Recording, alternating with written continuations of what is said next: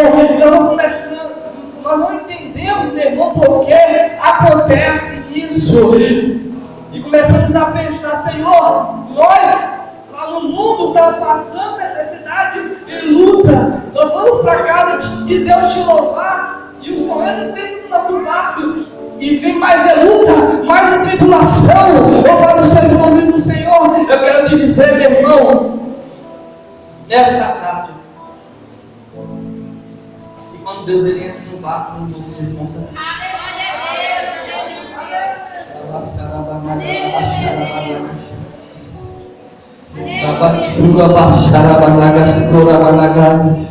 Receba, meu irmão, a tua vitória nessa noite. Receba, meu irmão, a tua vitória, meu irmão. E o barco simboliza a nossa vida. E como Jesus Cristo ele entra no barco, Deus se responsabiliza. Louvado seja o nome do Senhor Jesus. Deus está no teu barco, meu irmão. Deus ele não vai afundar. Pode acontecer o que for, mas o teu barco não vai vir a pique. O teu barco vai atravessar, meu irmão, a esse mar.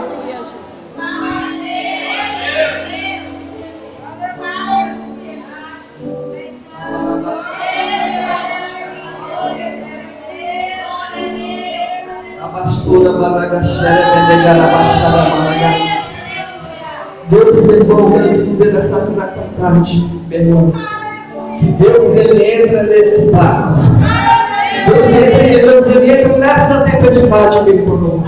Louvado seja o nome do Senhor Jesus. E Deus vai te dizer nessa tarde que o teu barco não vai afundar. Louvado seja o nome do Senhor Jesus. Deus vai fazer que o teu barco venha ser abençoado.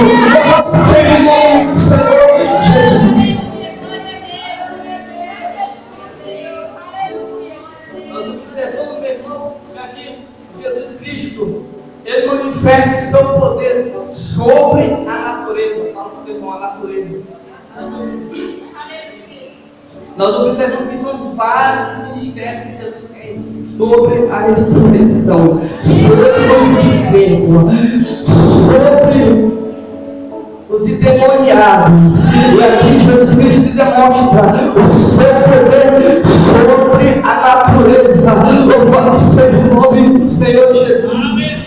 Ele pegou, meu irmão, aquele barco, aquele vento estava, meu irmão, querendo afundar, e os discípulos ali começaram a ficar perplexos, começaram a ficar agoniados